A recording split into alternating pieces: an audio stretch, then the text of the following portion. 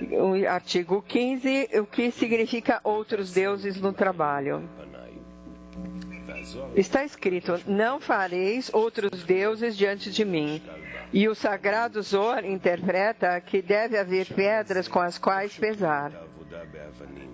A respeito pergunta, como pode pesar-se o trabalho com pedras, por meio do qual um possa conhecer sua própria situação no caminho de Deus? A isto responde que é sabido que quando um começa a trabalhar mais do habitual, seu corpo começa a patalear e rejeita o trabalho com toda a sua força.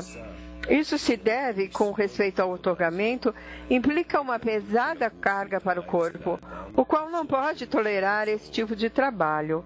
A sua resistência se apresenta em forma de pensamentos alheios. Quando chega, começa a perguntar quem e que, e deste modo, um declara que todas as perguntas, certamente, são enviadas por Latsitraha, para obstaculizar o seu trabalho no longo do caminho.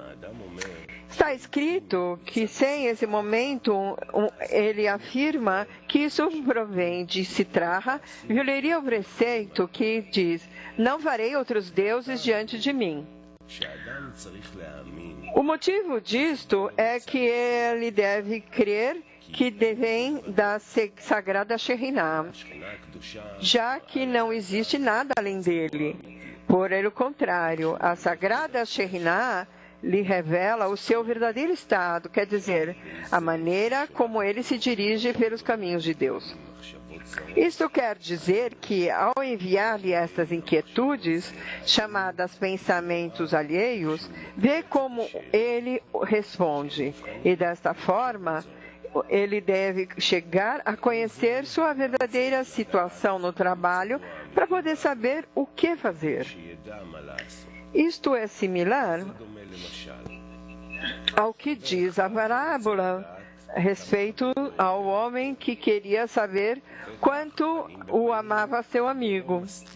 Desde logo, quando estão cara a cara, o seu amigo se o esconde por vergonha. Portanto, ele envia uma pessoa ante seu amigo para que fale mal dele mesmo. Desse modo, pode ver a reação do seu amigo, mesmo que ele esteja ausente, e comprovar assim o verdadeiro grau de amor que aquele sente por ele. O ensinamento dessa parábola é o seguinte: quando a sagrada Shekhinah mostra o seu rosto à pessoa, quer dizer, no estado no qual o Criador provê vitalidade e regozijo, ele se avergonha de dizer sobre o que pensa do trabalho e de otorgamento e sobre não receber nada para si mesmo. Não obstante, quando ele não mostra seu rosto, ou seja, quando a vitalidade e regozijo se esfriam, ele não pode ver seu verdadeiro estado com relação ao encontro de respeito à intenção de otorgar. Se ele crê no que está escrito, que não existe ninguém além dele e que o Criador é quem envia todos os pensamentos alheios, quer dizer que ele é o executante, certamente saberá o que fazer e como responder a cada uma das perguntas. Pareceria que a sagrada Shekhinah enviara mensageiros como comprovar como é a calúnia e o rei dos céus, e assim como podemos interpretar este assunto. Ele pode compreender que tudo vem do Criador. A razão para isto é que se sabe que os golpes de protesto que o corpo envia à pessoa através dos seus pensamentos alheios não são dados quando ela não está dedicada ao trabalho. Ao contrário, estes golpes são enviados pelo corpo e são sentidos plenamente ao ponto de que esses pensamentos destroem a sua mente. Depois de observar a Torá e trabalhar mais do que de costume. Isto se chama pedras com as quais se pesa. Isto significa que essas pedras caem na mente de uma pessoa quando deseja compreender essas inquietudes. Depois, quando se procede o pesar e a medir o propósito do seu trabalho, ele comprova que certamente vale a pena trabalhar com a intenção de outorgar, trabalhar com toda a sua força e com toda a sua alma, e todos os seus desejos estarão dirigidos só à esperança, que o que pode alcançar no mundo se corresponde com o seu trabalho para deleitar o seu fazedor e não para a satisfação corporal. Nesse momento se inicia um debate amargo, já que comprova que há argumentos em favor de ambas as posições. As Escrituras advêm respeito, não farás outros deuses diante de mim, não digam que algum outro Deus lhe deu pedras para fazer seu trabalho, senão diante de mim. Ao contrário, ele tem que saber que é considerado diante de mim. É assim que ele possa comprovar a forma verdadeira da base e o fundamento sobre os quais se constrói a estrutura do trabalho. O peso experimentado no trabalho se deve principalmente a que existem dois textos que se contradizem entre si.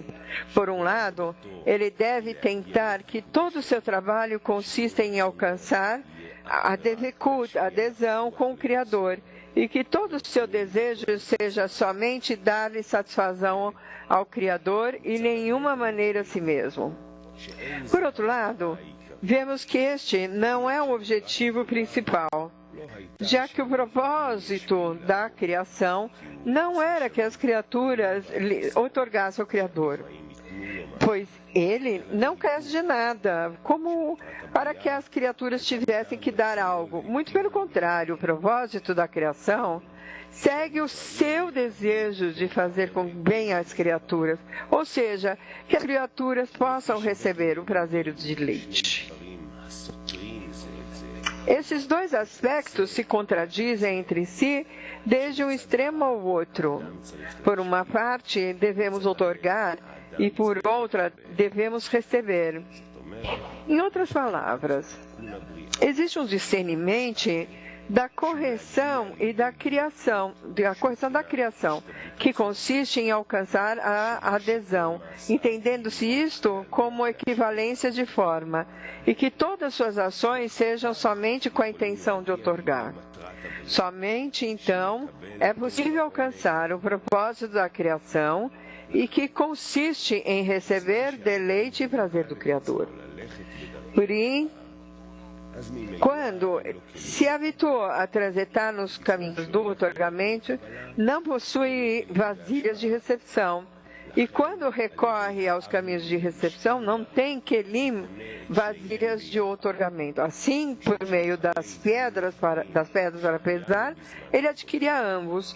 A razão é que depois da negociação que se suscitou durante o trabalho, quando supera e aceita a carga do reino dos céus, tendo em mente e coração na forma de outorgamento, faz com que, quando se está a ponto de extrair a abundância superior, já que possui um fundamento sólido acerca de que tudo deve estar em correspondência com a qualidade de outorgamento, ou quando recebe uma certa luminescência, esta recepção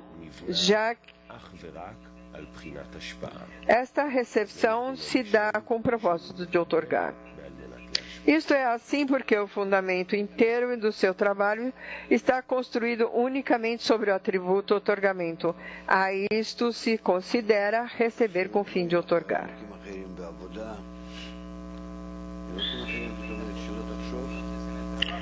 Que não tenha outros deuses quer dizer que não pense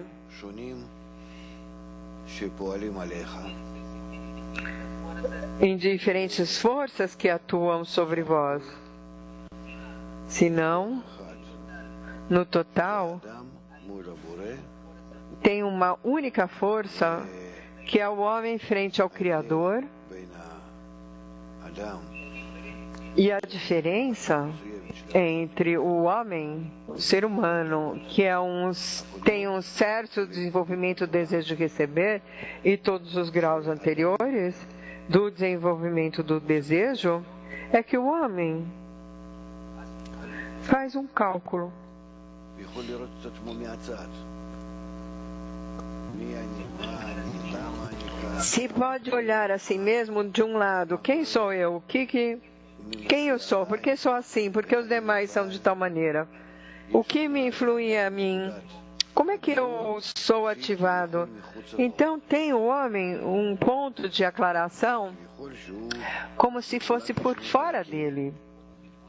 Como se fosse que ele está dividido em duas partes, que ele pode ver a si mesmo desde uma parte, que é o seu próprio ego, e que então ele se identifica por completo com sua própria natureza, e também pode ver a si mesmo desde um lado. Então, vê que todo o seu trabalho é unir tudo a uma única força.